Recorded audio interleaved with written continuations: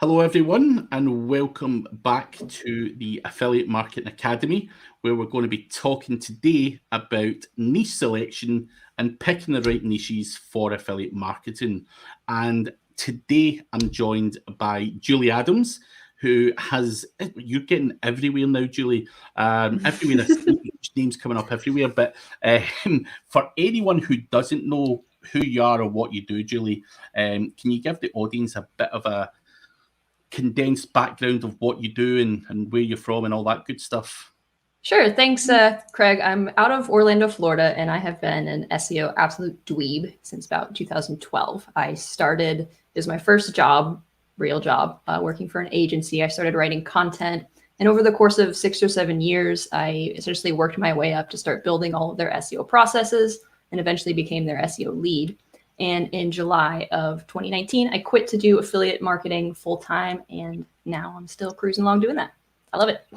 Interesting. That it's a great life, and I think many of the people that will be watching do aspire to do more affiliate marketing as time goes on, and just maybe it gives you more opportunities for your life or whatever.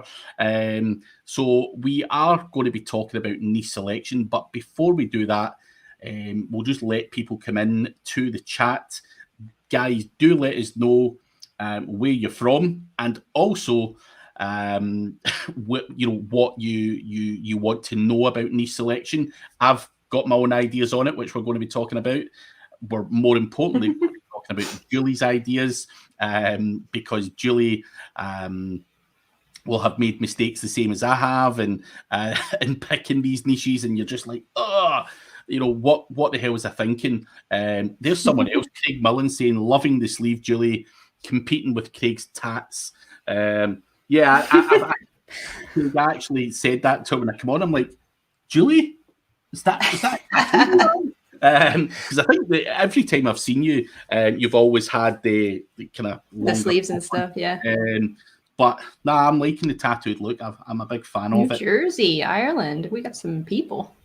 Yeah, we've got a whole bunch of people here, London, everything.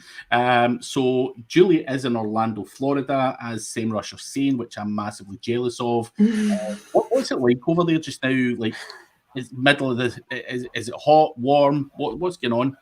So you probably work in Celsius. I work in Fahrenheit, so we'll try to communicate effectively here. Yesterday, I went outside and I was sweating instantly, and I wanted to go to the beach. The day before that, I worked from my hammock in the backyard, so it's pretty warm and delicious. I saw you were going through some sort of snowstorm the other day. Yeah, we still are driving through the snow. Ooh. A good few inches of snow here, so I'm pretty jealous of you guys in Florida and anywhere else. There's guys from Georgia and everything here, but we will come to these questions like Natalia's questions about top tips. But what I want to do is grill Julie first on niche selection and how she goes about niche selection, because listen, everyone makes mistakes in this industry, guys, and some of those, I've dived into niches that have been seasonal. I've dived into niches that are just not profitable, and there's been sort of legalities around the things that I've been selling and stuff like that, and that's all because I dived in two-footed into niches because they had massive search volume. But I'd love to know, Julie, give us some of the bad stories first. Like, what have you done mistakes-wise that you can advise other people not to do? Because you must have done the same as me, right? Jumped in. Yeah. So my first website, it was more of a passion project. So I do ride motorcycles. So my first affiliate website was for motorcycle gear, so clothing. So that's one of the top returned items just across the board, because stuff doesn't fit or they just don't like the look of it. So getting into a niche that I wasn't really anticipating, 30%, 40% of the items are going to be sent back. That's really frustrating, because you make money and all of a sudden it gets taken away. So that's a big thing. And also I was kind of restricted by only being able to work with Amazon, which is a big thing. And I just don't like that nowadays. So that was the biggest mistake I made, was just not thinking about what people are actually doing after they're buying, whether they're going to return these items, how much money I'm actually going to make. Yeah, I also, it wasn't affiliate, but I stupidly, years ago, came up with an idea of getting involved in selling women's clothing. And we had a website called Girls Party Clothes, just because like people like my wife buys things to go to parties, and she'll buy like 2 or 3 different things and hold it up against the wall and all that stuff, and then send 2 back and wear the one. Exactly. But the thing that killed that was the returns. And we were working on small profit, high volume, and that was a killer for me. And that's one of the things I would say that will be my first thing to consider when you're selecting your niche. Now, I've made mistakes time and time again. I bought a website, a golf website, and it was making money and all that kind of stuff. And I just blindly wanted an affiliate website. And it was Amazon, and bought it. And obviously, my way of thinking is I'll pay someone to do the content, I'll pay someone to do the link building, I'll just oversee the overall strategy. And so we got that going, got the rankings going and everything else. But the products that were being listed on the website were probably on average selling for about $20 per product. Now, when I'm paying X amount of money for a piece of content and X amount of money, whether that's for PR or outreach or whatever I'm doing from a link perspective, that is a cost to me, and making 20 quid for that is just non-profitable. Whereas it would cost me the same amount of money to write a content for a product that was going to sell for 200 quid rather than 20 quid. So what's your thoughts on that? Does that play a part in your niche selection process? Absolutely. So you're going to put the same amount of effort promoting a $5 product as you are a $2,000 product. Now you do have to kind of weigh obviously the search volume and all that, and kind of see like how demand and price ratio kind of play together. So you have to be honest with yourself about how much you want to make. So if a certain product has, 10,000 searches per month, but it sells for $2, like you're going to make less money on that versus a product that sells for 2,000, but maybe has less search volume. So the same can be said about percentage commissions too. So talking about Amazon versus other programs, Amazon may pay you 3%, you may make 30%. So it's also about, the deals that you make too, not just necessarily the price of the product when it comes to actually making money. So when you're thinking of a new project, you've got an idea, I want to launch another affiliate project. What is the first thing you do? Like, how would you research? Like, so you've got your mind blank and you're thinking, what can I sell? How do you go about even coming up with an idea, whether it's motorcycle clothes? Is it something that's a passion like motorcycle clothes, or are you looking at the industry and seeing who's doing well?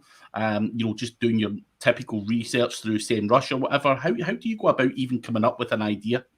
Yeah, so research in Semrush comes second. I'll browse stuff like Share a Sell and Commission Junction and stuff like that, and look at deals first and just go into it with a completely open mind. So I want to see, are there 5 or 6 or 7 manufacturers that are offering, at least 10%? If they are, great. Then you can negotiate up from there, and you can also pit them against each other.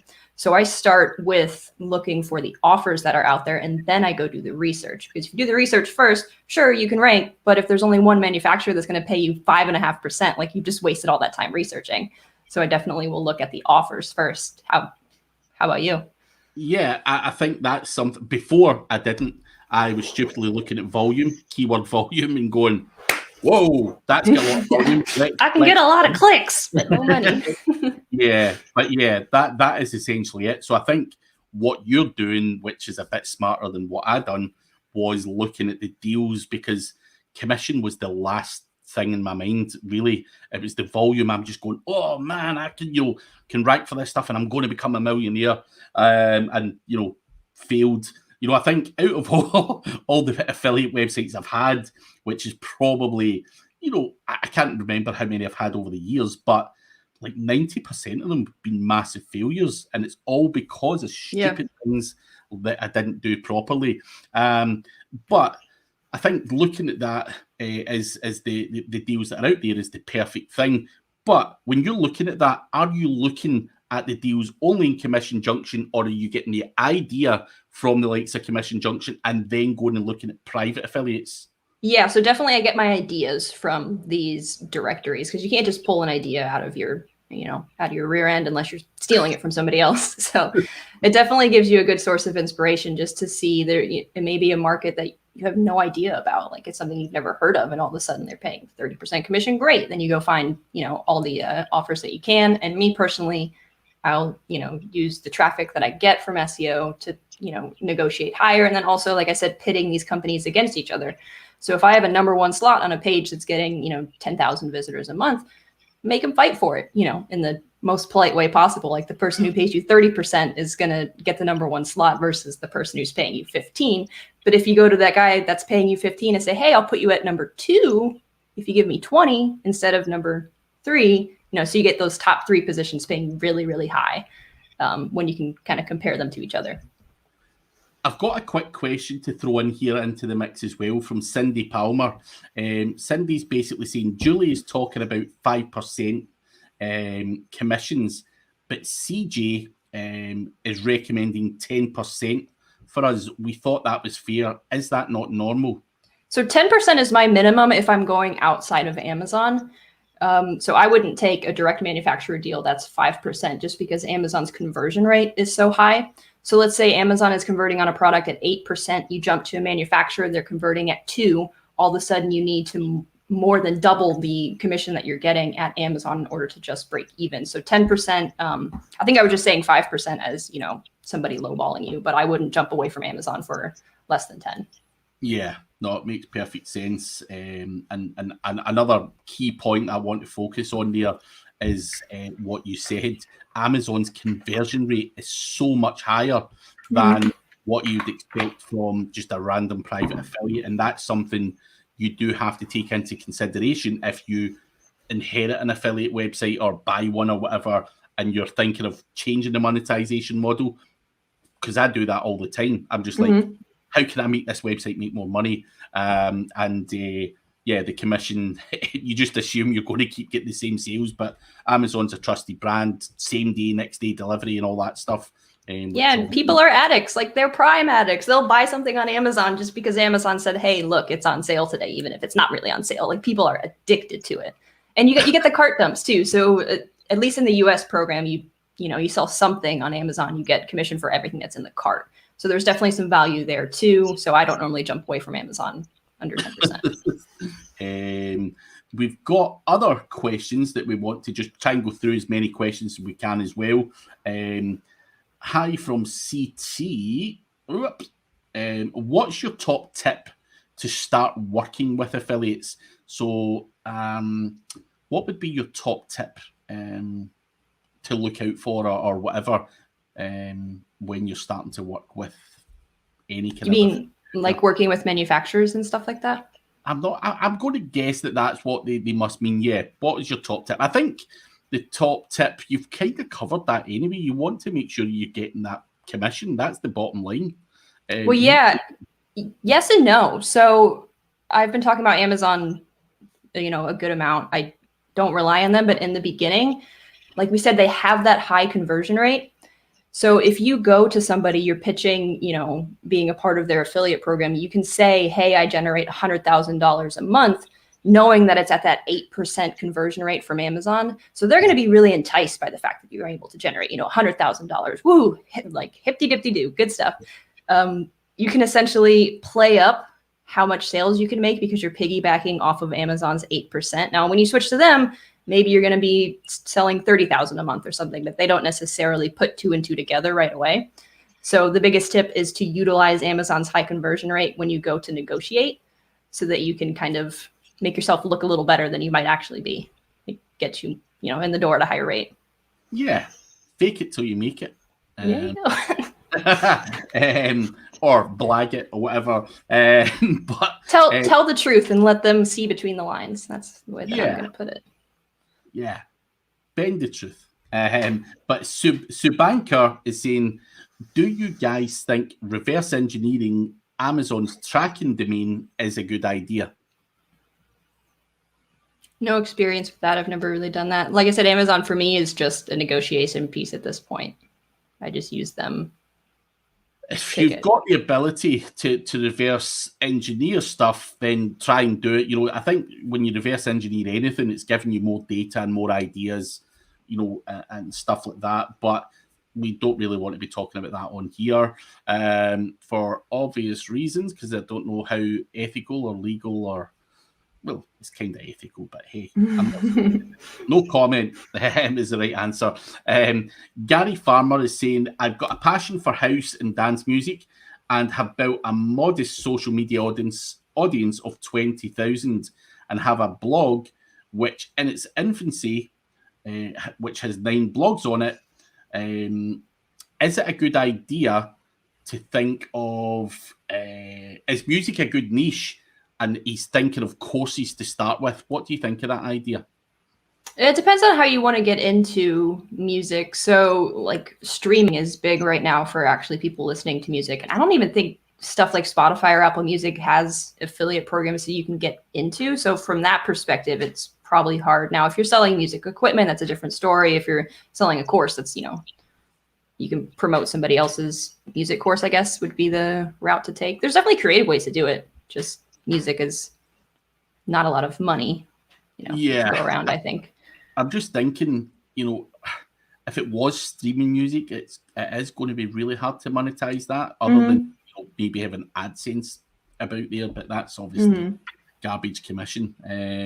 Yeah, I mean, I think the course would be teaching people how to play instruments, or teaching people, with dance music, using those little things that you use to make dance music. Promoting courses would probably be the way that I would go there. Yeah, for sure. And it doesn't always have to be your own course. It can also Yeah. So you can take, promoting digital products, you get great commissions on that. Yeah. It's digital. Cody Voliker from Indiana, do you monetize your websites outside of just affiliate links, like backdoor commissions for influencer or backlinking for companies? Do you want to take this one, Craig, or I feel like I got all the questions? I mean, I have an answer. I just don't want to hog the spotlight. I mean, we can both answer them. I certainly think when you've got a website and you've got Amazon running on it, or whatever it might be, a private affiliate, why wouldn't you also look at other monetization opportunities? Whether that's like a paid guest post or a link or whatever you want to do, you can run multiple monetization methods on a website. A lot of people have Amazon affiliate websites, and they've also got AdSense running on there. So that's 2 monetization models. The way I look at it is you've got to squeeze as much as you can out of the website. And if it makes sense to the people landing on that page, then why not? Obviously what you don't want to do is just start selling links, and it all comes very confusing. When people they don't know whether they're clicking on a link to go to another website or clicking on an affiliate link. But I think within reason, you want to use multiple monetization methods for sure. But I'd be curious to know what you say in that, Julie. It depends on the type of content. So if it's a research-based piece where you're not trying to sell something, sure, throw some ads in there, get somebody on an email list, maybe try to upsell some sort of digital product. But if I'm promoting, a product review or a buyer's guide or something like that, I'm of the opinion 1 page, 1 goal. So I don't want to get paid 10 cents from AdSense when I could get paid $500 from an affiliate sale. So you gotta be logical about that. Sometimes less is more. But with research-based content, if I'm not trying to monetize aside from, ads and stuff like that, I would do that. We've got a question here from Luca. He's basically saying, what do you think about your money, your life niches? For instance, is it worth stepping into the health or iGaming space with a low budget? We all want to rank for the most competitive things. That's where all the money's at. But if you've got a low budget, would you still try and take it on? I don't think so. Not with the way that, at least not with SEO. Like maybe if you're good at ads or you're good at social, you have another way to monetize it, sure. So not only is it going to be hard to rank, you have to be a real entity. You have to be a real brand. You have to have, people working with you, especially in health, that have some sort of EAT expertise, authority, trust signals. Otherwise, you're just not going to rank. And if you do rank, you just get slapped on the wrist by Google, at at the drop of a hat. You could lose your rankings immediately when you're doing your Money Life. So you've got to have different avenues outside of just SEO if you want to get into that, I think. Yeah, no, I would 100% agree with that. Craig Mullins is actually just saying there, Spotify pays you £2.74 per 1,000 streams. That's not good at all, is it? I mean, that is a real low-ass commission, in my opinion. What would you say to that, Julie? Is that even? I mean, that's for people making music. I think that's like if you are an actual artist. I mean, if I enjoy music and it's a hobby, great, $2.74, but it's not something that's going to pay the bills in any sense. So we have, yeah, that's if you're publishing music. Gary's just confirmed that. Okay, cool. So yeah, let me see. So Jason Mazier is saying, when you say 1, 2, or 3 slots, are all of your affiliate content the best this and the best that? Is that how you basically structure your content? That's one of various things. So you have all the supporting content, answering questions like why, how to, stuff like that. Then you have specific product reviews, and then you have the buyer's guides. And the reason I mentioned it before in the way that I did is because when you have a buyer's guide, manufacturers are interested in that because they get to be discovered. It's not something looking for their product review. Like in that sort of term, they already know the company. They're just looking for somebody to say something nice about it. So with the buyer's guides, you're in that discovery phase. So that's more valuable to them. And if they can be ranked number 1, number 2, and number 3, that's going to be extra valuable. So you can use those slots on those types of content to negotiate better. Yeah, no, that makes perfect sense. And obviously you want to mix it up. I think you don't want to be just having the best. Yeah. Constantly. It's just, think about it, it's spammy as hell, really. So I think having some kind of structure there, like you say, is probably the best way forward. But when it comes to, picking a niche again, and selecting something, so you found that a great idea, and you've got a plan in your head, and you've found a monetization partner. So everyone's done that.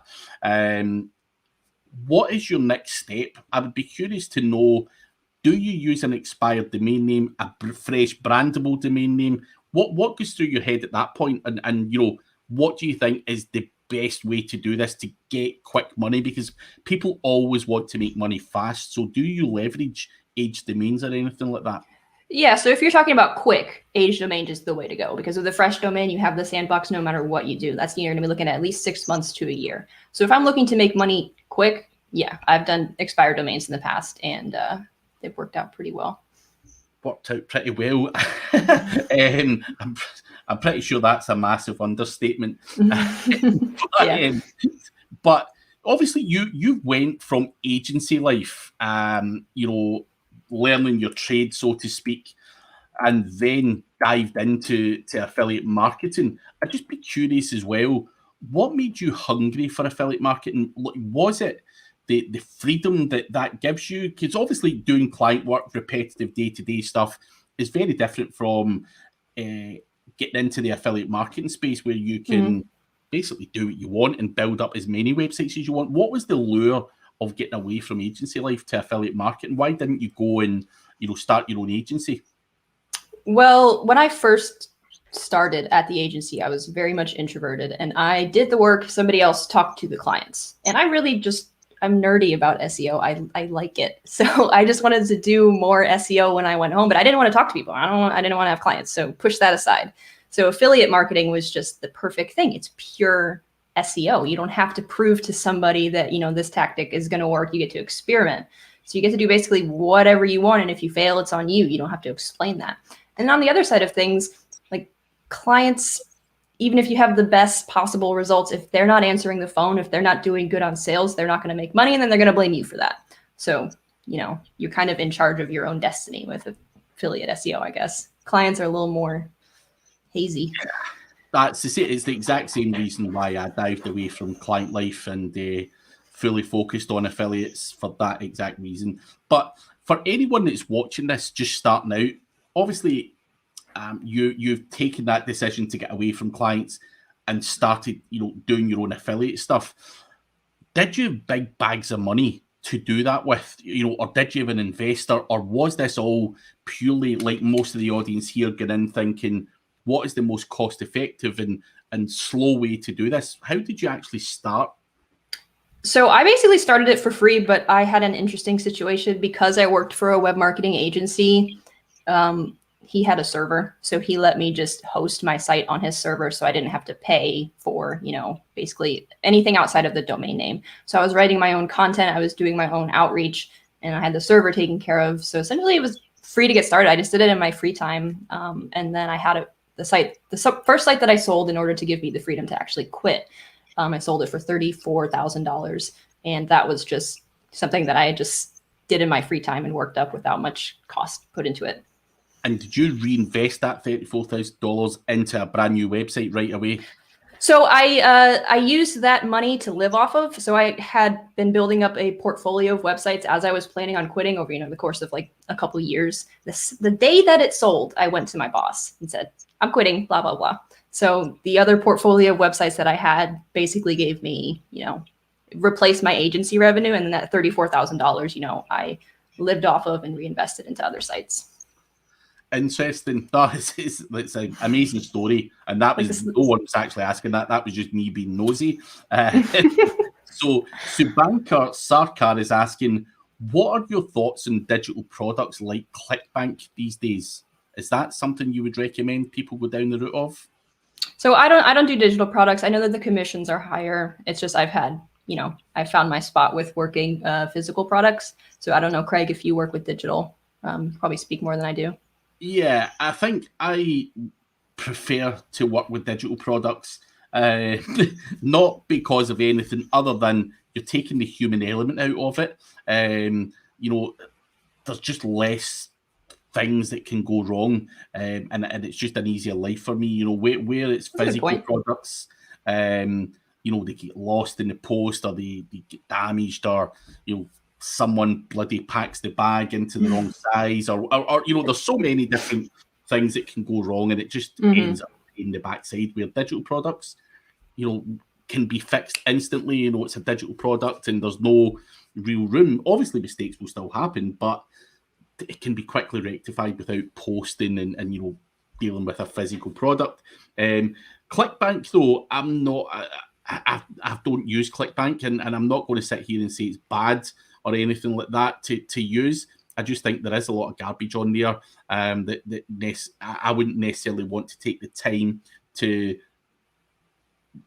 try and monetize, because I've got a brand and stuff like that to try and consider as well, and I don't want to be pushing junk to people. So that's why I've always kind of looked at the private affiliates and tools or products that I actually quite like and actually use. I just don't want to be seen as a guy that just sells stuff for the sheer hell of selling stuff. So that's why, as I say, I go after private and don't really bother with ClickBank. I'm sure there are very good things on ClickBank, but it wouldn't be my choice. I'm always just looking for. I'll approach people with what I want to sell. I tend not to let them approach me and try and sell it. I get emails every day with people saying, "Hey, Craig, do you want to promote this? Do you want to promote that?" And I'm just like, nah, absolutely not. I don't know anything about it. And and that's it. But Natalia has a question. Her company is trying to work with affiliates on pharmaceutical brands, example, acne creams. How can we remain unique to affiliates since there's a lot of competition? How do we tap into the acne niche? So what would you say from a company who's trying to utilize affiliates to make their money?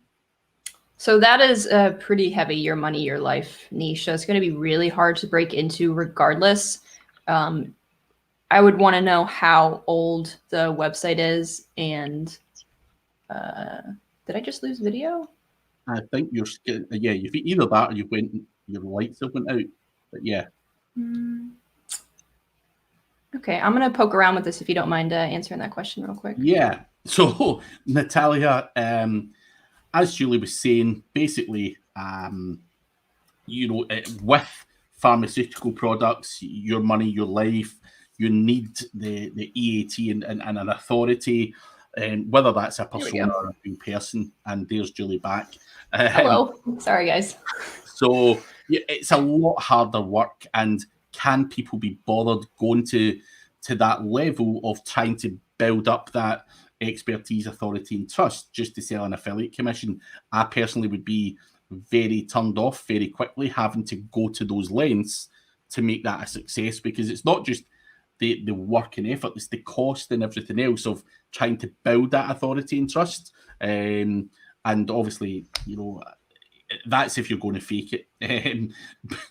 Yeah, I was going to say with the acne niche, like I personally struggle with that a lot as a teenager. So you're going to want to see a ton of before and after. And maybe it's the case where you work directly with, somebody who already exists and become more of a partnership instead of an affiliate. I don't know what you have to bring to the table. Like, do you have investment money or stuff like that? But acne specifically, it's probably gonna be really hard to break into. And you have to have, you have to show befores and afters and stuff like that. I think people are a little bit smarter in that niche because they've been trying products that they can buy at Walmart. It just doesn't work. They want to have proof that it's going to work. There's someone saying, Natalia, use TikTok. It's great for acne. Craig is a big star in TikTok. I'm taking that. Yeah, TikTok star.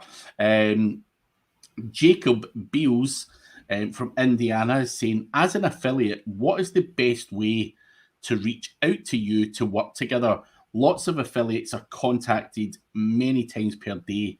I'm curious how to stand out. So you, as the superstar affiliate marketer that you are, how does someone like Jacob get in touch with you and make their offer interesting to you? I think I'm a little confused by the question, to be honest. What is the best way to reach out to you to work together? Lots of affiliates are contacted many times per day. So you're getting bombarded with affiliate offers every day of the week. People saying, yeah, sell this, sell that, sell that. How does someone stand out to you? Oh, I see. So at the end of the day, it starts with commission and it starts with the product that you believe in. Is it something, that I already know about, or is it something that you're throwing out of left field? But also, if you're a full-time affiliate, like at the end of the day, money talks. At least, and I'm not saying I'm a complete sellout, but you have to be able to promote something that you're going to make money off of. That's just, this isn't a side gig for me anymore. So. Yeah, no, I think I love the honesty with that, and it is all about money. That's why we're all here. We're all trying to earn a living, and this is your full-time job. You've left the security of an agency, so you have to take this seriously. There's no point in beating around the bush or wasting your time with, crazy ideas. So I think people, have to consider that. Twin Spring Coupling is asking, what kind of money do you need to have to get started? That kind of, when we mentioned you were building up that £34,000 website you done, and you pretty much only paid for a domain name and done all the content and everything yourself, right? Yeah, so you can, it's literally what you want to invest in it, how fast and how much time versus outsource you have. So you're going to be spending a lot less money if you're going to be writing all the content, doing all the outreach yourself versus paying somebody else. Content's going to be probably the most expensive thing if you want to get good content. So with that being said, like if you want to do all the work yourself, it can be very, very inexpensive as long as you have the skill set. Yeah. What I would say to someone asking that type of question would be, like, if I've got a project which I have got just now that I'm launching, I don't think twice about dropping $5,000 just in content just to begin with, and hitting it hard, because I know that it works and I'm confident in my own abilities. But you've got to start with money that's comfortable for you to spend, because who knows whether you're actually going to be a success. So I think it's just a case of, you could, Julie could probably go out and spend $100,000 tomorrow, on outreach and content, and hit something really, really hard if she wanted to. So I don't think there's any upper limit in terms of what you need to spend to be successful. The more you spend, the more you're going to make. And the less time that you have to personally invest too. So even just hiring somebody who knows SEO, if you have the money to spend to hire a content writer, an outreach person, and somebody who does SEO, like, yeah, it's going to be expensive, but all of a sudden it's 100% passive. And on the other side of the token, for people who are just getting into this, you need to learn too. So you need to write your own content so you can see those mistakes, try to build your own links so you understand, when you have an outreach person down the road, are they building you crap links or not? Like, you just need to, at least I think, get that personal experience by not spending money just to learn in the beginning. Yeah, no, I definitely agree with that. Jason Mazier is saying, do you build sites per niche, or do you build a big general website with different deals on a kind of broad topic? How do you look at it? Is it very niche specific? Yes, because I want to buffer myself from the wrath of Google. If you put all of your eggs in one authority basket, like take the December update, for example, you've seen websites that were getting millions and millions of visitors per month all of a sudden drop down to nothing. So if you're not spread out at least a little bit, you're painting a huge target on your back for losing all of your revenue overnight. So I would definitely diversify a little bit. Yeah, I have a couple sites. Diversification is a word that people use, but it's so true. Gearhungry.com. They just plummeted. Jeez, because obviously I think everyone in the affiliate community is aware of who Gear Hungry is, and you've seen the growth that they've had over the past few years, and then that, boom, you're just like that. It's just eye-watering, because I don't know how much money that was making or what was lost, but it's I can only imagine the feeling of sickness in my stomach. So so diversification, guys. Perfect. Hello. Let's see what else there is here. Do you build? Yeah, so we've answered all of that. Keep your questions coming, guys. I will just pick Julie's brains while you guys come up with new questions, because I could talk all day to Julie about affiliate marketing. But we've got one here actually from Afisha. What is the best affiliate marketplaces that you would recommend to use, or do you use multiple? So do you use these marketplaces? Do I what these marketplaces? Do you use affiliate marketplaces? Yeah, so like I was saying before, that's how you find deals. And it's also, they're already set up. They're going to take care of making sure that you get paid. So I specifically use Impact, ShareASale, Commission Junction, Rakuten, I think is how you pronounce it. I like working with them for the majority of stuff because, like I said, they take care of making sure you get paid, but also it's a little bit easier when it comes tax season. I will work direct with the manufacturer if the commission is good enough, but if you have 30, 40 different people that you're working with, it's a nightmare to try to do the accounting on all of that. So I definitely look at the marketplaces and see what I can find there first. Yeah, no, it's an interesting angle to look at that, because I think with affiliate marketing, I'm assuming with these marketplaces, now I don't really use marketplaces, but I'm sure you've been here as well, with certain private affiliates, the cookie policy sucks ass, or sometimes you're not getting the credit you deserve for the sales that you're generating. Is using a marketplace a better way around that? Are they actually making sure that you do get the commission you deserve? At the end of the day, I'm not working there. I can't say 100%, but I do think that there is value working with an established, middleman essentially. So these marketplaces are in business because they have people working with them. They have people that are successfully using their platform. They wouldn't be in business if that wasn't the case. Yeah, no, it makes perfect sense. I've always just kind of been put off as well by the marketplace. The kind of people that monitor the affiliates are very bloody aggressive, though. They know every trick in the book, so you bend a little bit of a rule and they're on you, man, like a ton of bricks. Yeah, I mean, that would be like Amazon. But yeah. I know Amazon's not really a marketplace, but yeah, their entire terms of service is written ambiguously on purpose. Yeah. Never good. So Make Holdings is asking, do you guys have experience approaching brands who do their own e-commerce direct to the consumer, but don't currently have an affiliate program? Have you ever heard of something like that? Yeah, so I've tried that. I haven't been successful. Either I get somebody who comes back to me and says maybe next year, or I don't get a response. I think in my case, maybe my websites weren't big enough, or it just wasn't appealing to them. They're doing other marketing avenues. I think, I don't know about you, Craig, but if somebody approached me and said, hey, create an affiliate program, if I have 8,000 other things to do, I'd only listen to them if they were like a huge influencer. And that's just not personally who I am.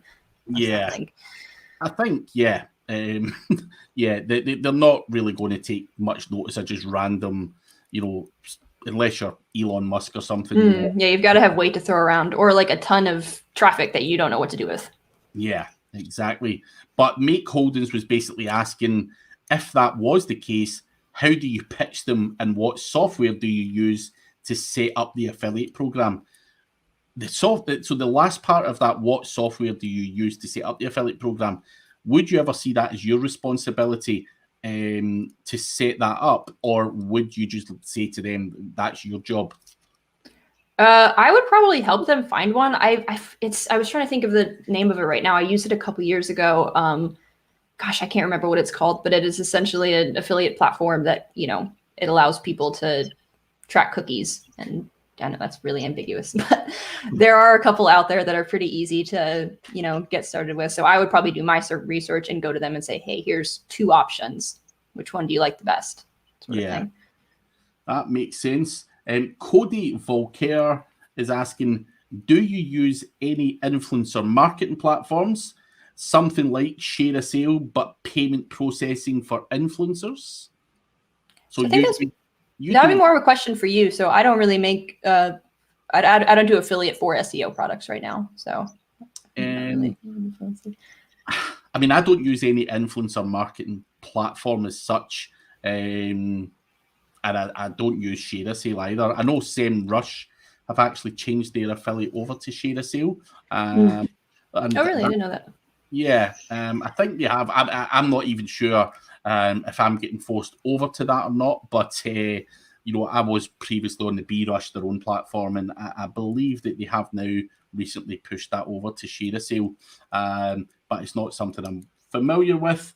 And I don't really use any kind of influencer marketing platform, unfortunately. I'm not able to help you with that one. But Two Dogs Media is asking for thoughts on lead gen for affiliate websites. More lucrative than products. Are there best tools to find lead gen opportunities? So, I'm not sure if there's tools to find lead gen opportunities as such, is there, Julie? Not that I know of. I have combined product affiliate with lead gen affiliate. Like it's not the niche, but take plumbing, for example, something where you could sell a plunger and then also sell a plumbing service. Like you could pair them together, stuff like that. Then you have the whole local element too, where you can optimize for different areas, which is something that you can't do with a lot of affiliate. More lucrative. I think it's whatever you're better at. Like if you're good at national SEO, affiliate. If you're good at local lead gen. Yeah, no, perfect. Two Dogs Media is saying is you don't have to move for Semrush. So some people are still staying on BRush. I know that there is a Share Sale alternative. So I just thought I'd clarify that for anyone listening. Craig Mullins is asking, any favourite content writing companies that write good content, place the pictures, upload it, format it, and don't upload spam links onto your website? So I have a small portfolio. It's 6 or 7 sites. So I have basically one content writer that I have full time, and then VAs. So I'm not at the scale where that's relevant. Craig, how about you? I personally know of one company that's local to me in Scotland, a company called My Content Pal, and mycontentpal.com. Now, basically, they can do all of that for you, including uploading it to your website. I don't believe they've ever uploaded spam links onto your website, and I think whoever you have been using, that's borderline hacking. Just placing links in someone's website. But My Content Pal do a really good job. They optimize it with Surfer as well, so they do everything. They can format it, add everything you want. Obviously, the more stuff you want done, the more your price rises. But they do really good content. They basically are using Oxford University students and that type of thing who want to make extra money, and the content's actually really good. So that's really cool. That's really cool that they'd go on college students. Yeah, I think it helps the college students and stuff as well get through college. I think it's a great option, and obviously what we want from a content point of view is well-educated individuals writing their content rather than some of the garbage that's out there. We've all had bad content writers, and I'm very like you, Julie. I've got my own people that do content for me. I just don't really like using services, but where I have had to, I've used My Content Pal. So have a look at that. Yeah, services are good if you don't have your own standard operating procedures in place. Like if you just want somebody who already knows how to do it and you don't want to coach somebody, that's where I think that would play in. Yeah, but it's all about those SOPs, and that's all I'm going to say. But 100%. I love My India saying, what is better, SaaS or other programs? Everything's good. Anything that makes you commission is good. It doesn't have to be a SaaS. Because I do a lot of different SaaS products like Semrush or whatever, that's just because I'm in the digital marketing space, and it's the easiest thing for me to make money from is SaaS tools. But people make affiliate on things like plant pots, and I'll actually ask Julie when our camera comes back on. What the heck? Julie in the past has made money on some bizarre. Why they keep shutting off? Dodgy camera. I don't know.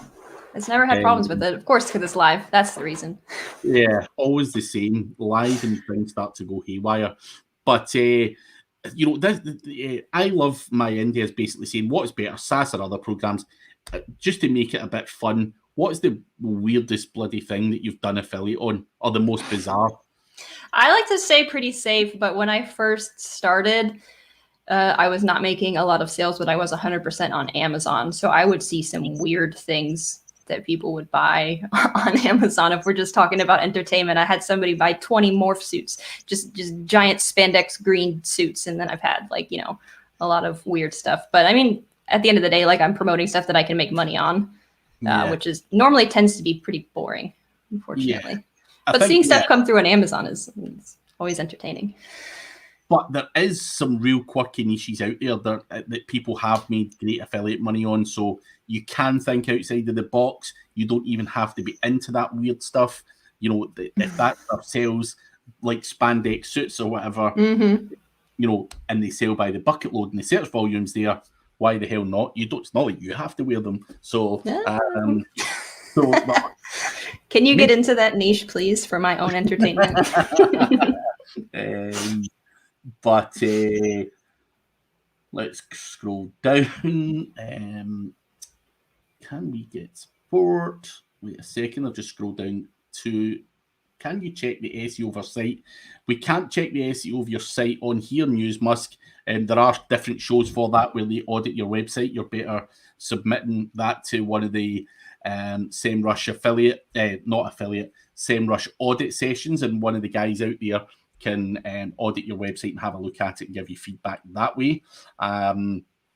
Cindy Palmer is saying, I was going to say, I like that question. Yeah. If you're just starting out in an affiliates program like CJ, do you think it's a good idea to start with a higher commission rate for a limited time and then move to a lower rate like 10%, or wouldn't you do that? So you only get one chance at a first impression. So I wouldn't do that unless there was some sort of agreement where you say, hey, start me off at 25. And if I can generate X amount of sales, like lock in, 17.5. So high commissions for a short amount of time is good for that short amount of time. But if they're just going to push you down to 10% later, then it's not a very good long-term play. So I would probably wait until I have enough sales data that I can share, and then try to negotiate something that is more permanent. And you can also do something like maybe place them the next day, like using your content queue to your advantage. So if you want to ask for like 20% in exchange for, I'll get you posted by tomorrow, that's something that you can also do too. Especially if you're smaller, you have that leverage. Yeah, good answer. And I would agree wholeheartedly with that. Ali G is saying, as a beginner, which niche is good for me? Micro, partial, or brand? So if you're a beginner, are you going super micro?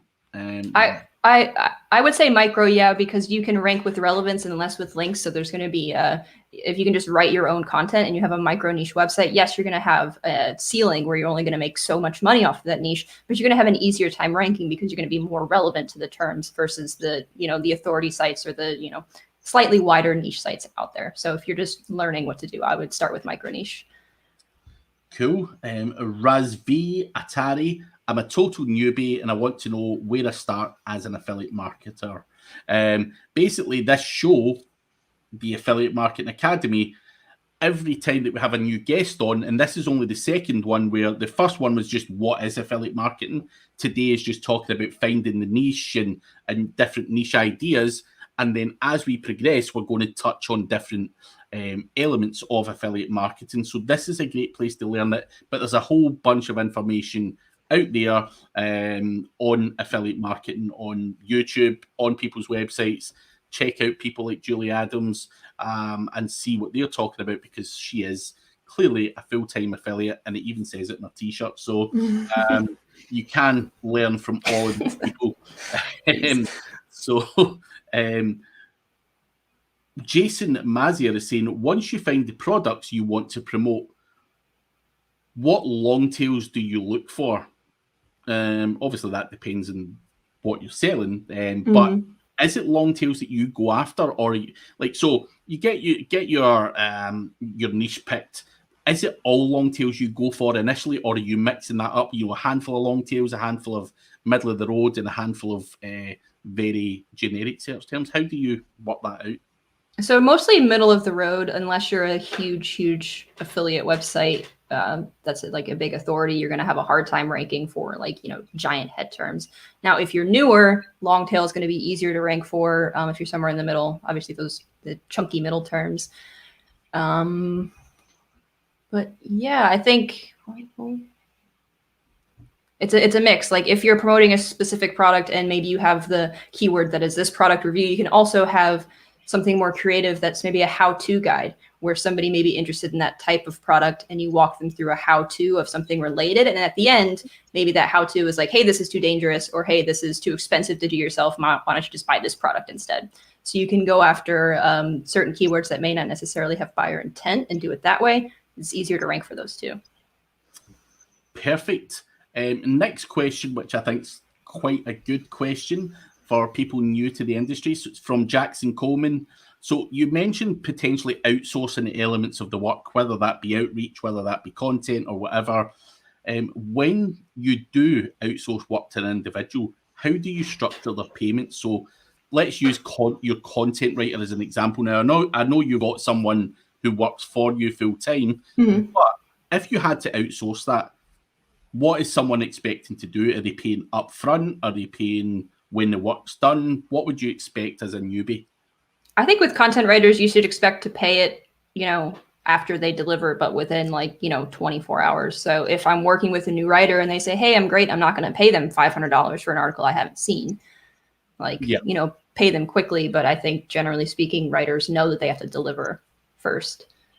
Yeah. And then everything else would just be hourly. Meals and stuff like that. I think when you do go for content, you need to be very, very careful in seeing what you get, because writing to me and writing to someone else can be completely two different things. So be careful with that one. But we have Make Holdings. I hope it's Make. Make Holdings. If you wanted to target a local affiliate program, how would you do it? We found one that converts well and pays a lot, but they only deliver locally to the state of California. Would you work with someone as restricted as that? So that kind of reminds me of lead gen. Like I was talking about, you're going to have that local element. So you can rank a lot quicker if there is that local modifier on the keyword term, especially if you have an established website already. So what I would do is, find the product that they want to promote, throw California on there, see if it ranks, and then also break it out into the little cities. And if there's search volume, you can go as far as suburbs too, like California's huge. So I would just go after, cities and locales with the modifier on the main term. Got a question here from Jetson Howell. Hey guys, is it that camera? Oh my gosh. Okay. Well, at least I still have my audio. What the heck? So hey guys, is it possible to make 100 grand per month CPA marketing? So is that achievable, Julie, in your opinion? Absolutely. So if you're not married to Amazon, I know I'm just a black blob here. But if you're not married to Amazon, the amount of money that you can make is literally limitless. So last March, when Amazon cut from 8 to 3, I was primarily Amazon. I switched away from them. I had a site that was going from making 4,000 to 40,000 per month just by finding the right deal. So that's absolutely achievable as long as you're not married to Amazon. I think, Jetson, I was probably also in the similar boat to you years ago when I used to hear people talking about making obscene amounts of money. And I always thought it was kind of pie in the sky. It's possible. I mean, if, for example, you have a $2,000 product, you're making 30%. What is that? $500 a pop. You sell 2 of those a day. That's 30,000 a month. Like, you don't, if you have expensive enough products and good enough commissions, that's why it's so important that's why I wanted to get on this call about niche like research, and because it's so important. You're spinning your wheels if you're working with Amazon or low cost products or low volume products versus finding the right niche and killing it. Yeah, that is very good advice. Make Holdings is saying, what's the best way to find other affiliates for a program that you want to promote so that you can reverse engineer what they're doing to get ideas of what's working? What is the best way to find other affiliates for a program? Sorry, that's I guess I'm having trouble understanding what the question is. What's the best way to find other affiliates for a program that you want to promote? Oh, I kind of see what you're asking. So I would find websites that are ranking for a program that I already know that I want to promote, and then see what else they're promoting. So you kind of start with one feeder program, and then you see what else, you know, the people that are ranking for that term are promoting. Hopefully that's interesting. Ali G is asking, is the KGR or keyword golden ratio technique, is that useful? And they're asking, should I go through 50 search volume keywords? So do you even believe in the keyword golden ratio? I looked at it a little bit like last year and I researched it. And for whatever reason, it came and went on my plate. So I haven't really paid attention to it in the past year or so. That doesn't mean it's not useful. It's just something that I didn't find value in at the time and honestly forgot about. Yeah, I think it's a whole load of nonsense, if I'm being honest. But hey ho, I'll just go out there and say it. Last question of the day from Jason Mazier. Long tails, he basically meant, that was the guy that asked the long tail question earlier. He basically means like how-tos or review or others. What do you look for? I think we did cover that off earlier, and you like to have multiple different things like a buyer's guide, the best this, or a how-to that. You know, I think we kind of covered that off earlier, but is there a specific way you look at it, Julie? Do you think I'm going to get, 5 buyer guides, 5, the best this, and another 5 how-tos? How does that kind of ratio split? So I did a video on this last week. It launched on Matt Diggity's YouTube channel where it talked about how to find those terms. So I would suggest I do a screen share that talks exactly about that. So there's 2 approaches. The first one is you can throw a competitor into Screaming Frog and use Screaming Frog to look at all of the internal links going to a certain page that you want to rank for. And by looking at those links, you get ideas for how much supporting content they have because it literally shows you everything that's linking to the money page. So you can do that. And then I also use different tools to, just look at types of questions that people are asking. And if you're looking for a buyer's guide type term, you go into the SERP and you see people also ask. That's a good way to find topic ideas. Then you just cross-reference it in different tools and see if there's search volume. And Devil's Club is saying everyone suggests following your passion, but that person's passion doesn't make them rich. So they have an interest in gadgets and they're asking, Is that a good niche, and can they make $100 per month after 6 months? You can make money from gadgets. Whether you make $100 after 6 months is down to you and your skills and ability and effort that goes into the website. Not everyone's passion is going to be able to be turned into monetization. It's nice if you can be interested in the affiliate that you're promoting. It's going to be a lot easier and a lot more fun. But if it makes no money, then there's no point. The bottom line is, does my passion make money? And I don't think you're going to be just passionately writing content about something that makes you no money. So completely ignore it. Afisha is asking, Julie, can you sample one of your current affiliate websites? So I'll answer it for you, Julie. The answer is no, Afisha, not to be rude, not to be evasive or anything like that. But people tend not to share their money websites because you just don't know who's watching. People might do negative SEO. That kind of thing is a kind of. Do you answer things like that? Do you always keep them a secret, Julie? I normally, like, for the same reason you just, especially when you're monetizing them with Google SEO, like, you don't want to put the risk out there. If I was doing ads or Facebook, stuff like that, where I had control over my traffic a little bit more, and not to say I don't do any ads, but SEO is my primarily my traffic driver. So yeah, I agree. So there's no sharing of those. Maybe if you meet Julie for a beer or a coffee or whatever sometime in Florida, she can maybe show you then, because I know a lot of people do share their stuff, just not live on webinars, because it's absolutely insanity to do so. But thank you everyone who came along and asked questions today. Hopefully you guys have got some good insights on picking your niche, some of the mistakes we've made along the way, and obviously some of the ways that Julie thinks in terms of how she goes about monetizing stuff. Don't think it's very confusing, guys. If you've got SEO skills and you're confident in your own ability to get traffic, you can get into affiliate marketing and make some decent money. But thank you very much, Julie. Before we go, where is the best place to find you, Julie? If someone wants to talk to you, because there's a few people there saying how to follow Julie.